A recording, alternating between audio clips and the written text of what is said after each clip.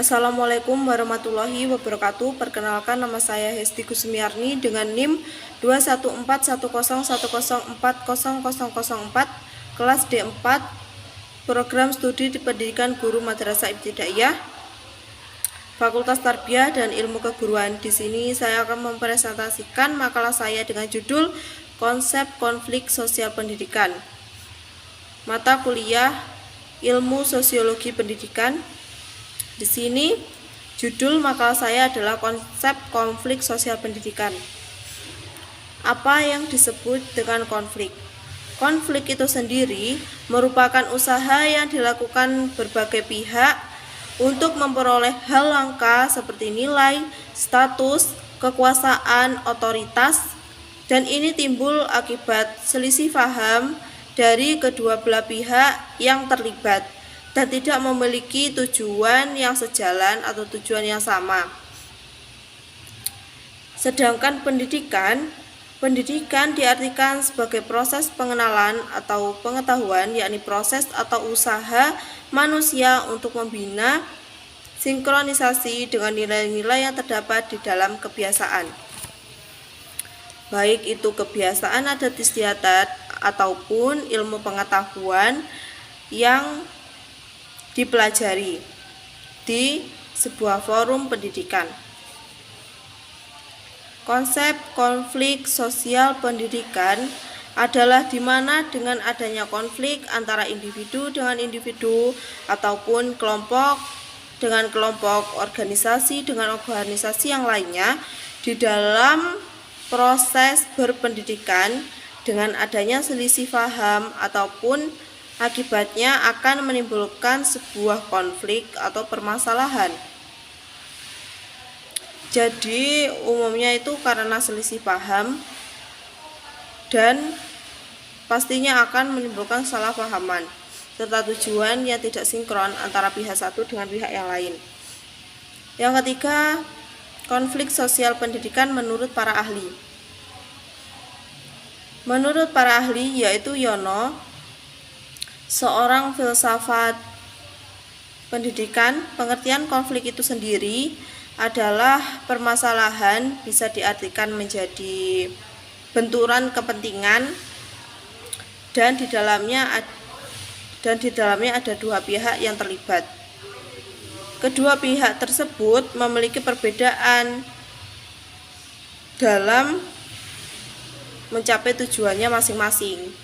Jadi akibat selisih paham serta tidak sinkronisasinya kedua belah pihak tersebut, menurut Yono ini akan mengakibatkan timbulnya konflik, entah itu konflik sosial maupun pendidikan. Menurut ahli yang kedua yaitu menurut Lutas, bahwa permasalahan sebagai tidak sesuainya nilai atau tujuan antara anggota kelompok ataupun perorangan. Dari berbagai penjelasan di atas, ada beberapa contoh konflik sosial yang ada di dalam lingkungan pendidikan. Yang pertama adalah permasalahan antar pengajar, baik itu guru dengan guru ataupun bukan hanya guru saja, namun bisa permasalahan dengan pegawai tata usaha ataupun yang lainnya. Di dalam lingkungan sosial pasti permasalahan itu ada, baik itu di sosial masyarakat maupun sosial pendidikan. Yang kedua adalah pertarungan antar pelajar atau peserta didik. Biasanya ini sering disebut dengan tawuran pelajar dan sering ada di kalangan siswa SMP ataupun SMA. Bahkan mirisnya ada kasus-kasus mahasiswa yang juga ada konflik semacam ini atau tawuran mahasiswa. Contoh yang ketiga adalah perselisihan pelajar. Perselisihan ini lebih bersifat individualis ataupun permasalahan individu, baik individu satu dengan individu yang lainnya. Permasalahan keempat adalah konflik antar guru, baik ini guru dengan guru ataupun guru dengan murid. Biasanya timbul akibat murid yang tidak patuh dengan peraturan, murid yang tidak mengerjakan tugas, dan lain sebagainya. Contoh terakhir adalah konflik antar forum pendidikan dengan masyarakat. Jadi, adanya forum pendidikan tidak lepas dengan lingkungan masyarakat yang ada. Biasanya akibat tata letak kampus atau tata letak fasilitas pendidikan yang menurut masyarakat kurang pas, pasti masyarakat akan memberontak dan pasti masyarakat akan berselisih paham dengan forum pendidikan tersebut. Dan di sini saya akan menjelaskan tentang faktor-faktor penyebab konflik sosial pendidikan. Faktor itu bisa diartikan sebagai sebab akibat adanya suatu proses, entah itu di ranah sosial hingga sebab suatu permasalahan itu bisa terjadi. Itu biasanya timbul dari faktor-faktor yang akan saya sebutkan. Faktor pertama, faktor umumnya terlebih dahulu. Akibat adanya konflik umum atau faktor umum yang sering terjadi yaitu kesalahpahaman atau pendapat yang berbeda akan suatu hal atau akan tujuan yang akan dituju. Faktor yang kedua dari suatu tata tertib. Pelanggaran tata tertib juga akan menimbulkan permasalahan sosial. Faktor yang kedua adalah tata tertib. Bila pelanggaran tata tertib pasti akan menimbulkan konflik. Faktor yang ketiga adalah ambisius atau ambisi yang ada di salah satu pihak juga bisa membuat sebuah perselisihan yang ada. Faktor yang keempat adalah kudeta, baik itu ekonomi ataupun politik di suatu pendidikan. Karena faktor ekonomi adalah faktor yang sering timbul dan menyebabkan permasalahan. Dan biasanya ini sebagai contoh ekonomi keluarga yang tidak bisa mampu untuk pembayaran yang ada di forum sekolah, itu juga termasuk permasalahan. Faktor selanjutnya adalah terbatasnya guru yang kreatif serta inovatif karena peran guru sangatlah kuat dalam proses pendidikan. Akibat guru yang kurang kreatif serta inovatif dalam mengajar ataupun dalam memberikan pembelajaran untuk siswa-siswinya pasti akan menimbulkan proses pendidikan yang tidak kondusif dan siswa, karena setiap konflik lebih dominan yang menimbulkan adalah para siswa daripada para guru. Jadi di sini guru sangat berperan penting dalam proses pembelajaran tentang penyikapan konflik ataupun tentang tanggapan-tanggapan dari sebuah permasalahan yang ada di kehidupan. Faktor selanjutnya adalah mutu pendidikan juga merupakan faktor timbulnya konflik. Mutu pendidikan yang baik otomatis akan memberikan proses pendidikan yang baik bagi peserta didik.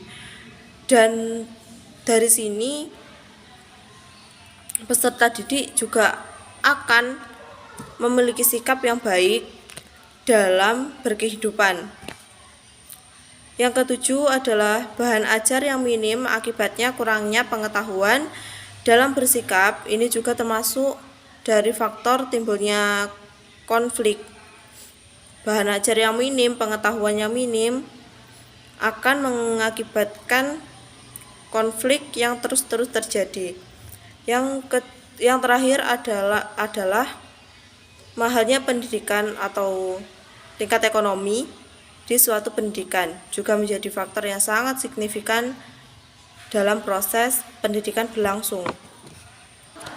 Dan selanjutnya saya akan menjelaskan tentang bagaimana menyikapi konflik sosial pendidikan. Bersikap dengan baik akan suatu permasalahan memang harus ada, karena sikap baik dalam adanya konflik bisa membuat konflik tersebut tidak semakin runyam dan bahkan bisa terselesaikan dengan baik. Berikut adalah sikap-sikap yang harus dilaksanakan jika adanya konflik yang berlangsung. Yang pertama itu mengenali atau mengetahui terlebih dahulu, mengetahui dengan baik bagaimana permasalahan itu timbul dan bagaimana permasalahan itu terjadi. Yang kedua adalah mengevaluasi atau mencari tahu akibat masalah itu terjadi. Jadi yang pertama mengenali lalu mengevaluasi. Kita harus tahu permasalahan itu terjadi bagaimana agar saat kita memberikan sebuah resolusi tidak salah dan bisa menanganinya dengan baik tanpa ada salah paham kembali. Yang terakhir, setelah mengetahui maka bisa membantu untuk memecahkan masalah yang ada dengan tidak menyinggung salah satu pihak yang berselisih. Dan intinya ini adalah lebih netral dalam menyikapi sebuah masalah. Sikap lain yang bisa kita ambil agar terhindar dari sebuah konflik bisa kita terapkan di kehidupan kita. Yang pertama, bisa melalui doa atau melalui spiritualisme. Media ini atau sarana spiritual merupakan sarana yang sangat tepat, sarana yang sangat kuat dalam berkomunikasi dengan Sang Maha Pencipta, yaitu Allah Subhanahu wa Ta'ala. Dari ini kita bisa mengontrol atau mengendalikan diri kita agar kita tidak terlalu terbawa emosi dan bisa terhindar dari suatu permasalahan yang ada di kehidupan, baik itu di kehidupan bermasyarakat maupun berkehidupan di sebuah forum pendidikan. Yang kedua adalah keyakinan. Yakin atas keputusan diri sendiri, namun tidak memaksakan kehendak diri sendiri ataupun tidak egois dalam mengambil keputusan, tidak gegabah dalam mengambil keputusan. Ini sangatlah penting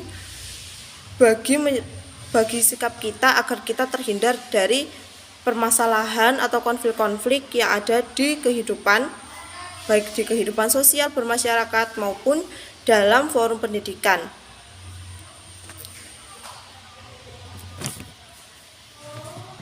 Dan yang terakhir adalah selalu berpikir positive thinking, bisa mengendalikan emosi yang ada dalam diri kita sendiri. Selalu berprasangka baik, selalu berpikir positif, sangatlah penting dalam kita menyikapi sebuah konflik. Tidak mengandalkan emosi ataupun tidak gegabah adalah termasuk bentuk menyikapi sebuah konflik tersebut. Jika konflik disikapi dengan cara kasar, maka konflik tersebut akan semakin runyam. Namun jika konflik tersebut disikapi dengan baik, pasti permasalahan tersebut akan berjalan dengan baik, akan terselesaikan dengan baik pula. Konsep konflik sosial pendidikan pasti ada dan selalu ada di kehidupan berpendidikan. Jadi kita harus sebagai mahasiswa harus bisa menyikapinya dengan baik. Sekian presentasi dari saya. Apabila ada salah kata, saya mohon maaf yang sebesar-besarnya. Wabillahi taufik wal hidayah. Wassalamualaikum warahmatullahi wabarakatuh. Terima kasih.